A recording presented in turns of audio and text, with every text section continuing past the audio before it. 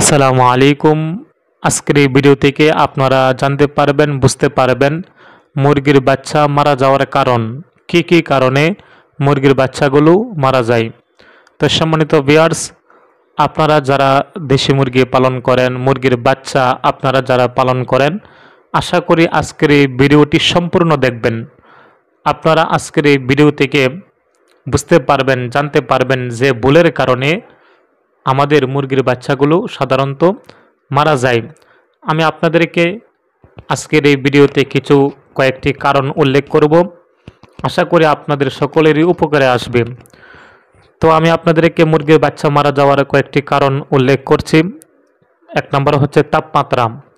পর্যাপ্ত পরিমাণ সঠিকভাবে যদি তাপ দেওয়া না হয়, দেওয়া না হয়, আমাদের মুরগির বাচ্চাগুলো মারা যেতে পারে।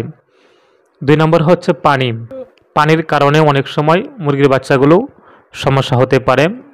তিন নম্বর হচ্ছে খাবার। আপনারা যদি সঠিক সময় সঠিক খাবার যদি না দেন, সেই কারণেও আপনার মুরগির বাচ্চাগুলো সমস্যা হতে পারে। চার নম্বর হচ্ছে পালন পদ্ধতি। এটা খুবই গুরুত্বপূর্ণ। এখন আসুন আমরা সেই কারণগুলো আমরা একটু বিস্তারিত শুনি। তো প্রথমেই বলছি তাপমাত্রা।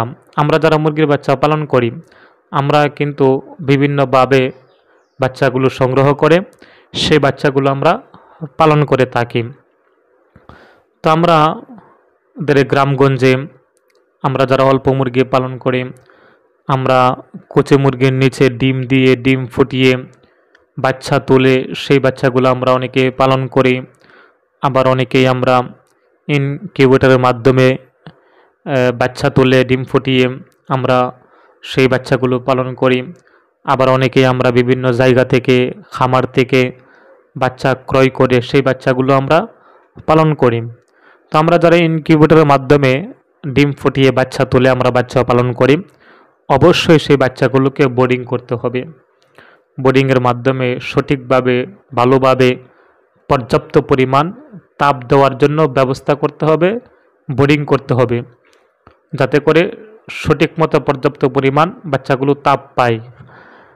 আর আমরা যারা কুচে মুরগির নিচে ডিম ফুটিয়ে বাচ্চা তুলি, এই ক্ষেত্রে বাচ্চা যদি 10-12টি হয় আর মা মুরগি যদি সাথে থাকে, সবসময় একটু বড়সড় হয়, 10-12টি বাচ্চা এই মুরগির মাই পর্যাপ্ত পরিমাণ তাপ দিতে পারবে। আলাদা কোনো তাপ দেওয়ার জন্য বোর্ডিংয়ের কোনো ব্যবস্থা করার প্রয়োজন নাই। তবে একটা বিষয় খেয়াল রাখতে হবে, সেই বাচ্চা এবং বাচ্চার মা মুরগি আপনারা খেয়াল রাখবেন। সেটা হচ্ছে আপনাদের সেই বাচ্চা মা মুরগিকে নির্দিষ্ট একটা আবদ্ধ করে বেশিরভাগ রাখবেন।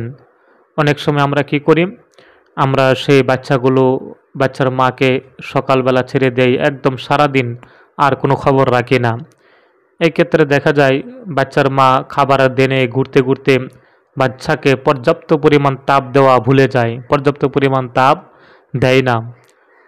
এজন্য আপনারা বেশিরভাগ সময় আবদ্ধ একটা নিরাপদ ভালো জায়গার মধ্যে রাখার চেষ্টা করবেন, যাতে করে বাচ্চার মা পর্যাপ্ত পরিমাণ তাপ দিতে পারে।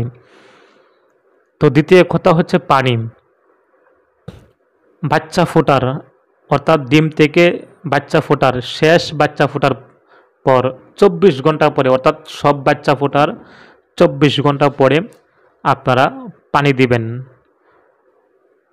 আর পানির সাথে ভিটামিন সি যুক্ত মেডিসিন দিতে পারেন, বা প্রাকৃতিকভাবে রেনাসিনের পরিবর্তে লেবুর রস আপনারা দিতে পারেন। 1 লিটার পানির সাথে 4 চামচ লেবুর রস, 1 লিটার পানির সাথে 4 চামচ লেবুর রস মিশিয়ে আপনারা সেই পানিটা দিতে পারেন। দুপুরবেলা দিলে ভালো হয়। এরপরে তৃতীয় কথা হচ্ছে খাবার। তো খাবার সমস্যার কারণেও কিন্তু অনেক সময় মুরগির বাচ্চাগুলো মারা যায়। আমরা আমাদের গ্রামগঞ্জে মা চাষিরা অনেক অসচেতন। কী করি, আজে বাজে সামনে যা পড়ে, চাল ডাল ভাত সব দিয়া দিই। এই বাচ্চাগুলোকে যদি আপনারা ভাত, চাল ডাল এগুলো দিয়া দেন, এগুলো খেয়ে হজম করার মতো শক্তি কিন্তু এখনও তাদের হয় নাই, যার কারণে বিভিন্ন সমস্যা হয়ে এই বাচ্চাগুলো শেষ পর্যন্ত মারা যেতে পারে। এজন্য আপনারা আজে বাজে খাবার না দিয়ে আপনারা অন্তত 1 মাস সোনালী স্ট্যাটার ফিড আপনারা দিবেন। সোনালী স্ট্যাটার ফিড বাজারে যে বিক্রি হয়, সেই সোনালী স্ট্যাটার ফিডটা আপনারা টাকা খরচ হলেও আপনারা অন্তত 1 মাস সেই বাচ্চাগুলোকে দিবেন। আজে বাজে খাবার দেওয়া থেকে বিরত থাকবেন। এরপরে 4র্থ নাম্বার হচ্ছে পালন পদ্ধতি, যেটা খুবই গুরুত্বপূর্ণ। এই পালন পদ্ধতি সঠিকভাবে যদি আমরা পালন করতে না পারি, তাহলে কিন্তু মুরগির বাচ্চাগুলো মারা যেতে পারে।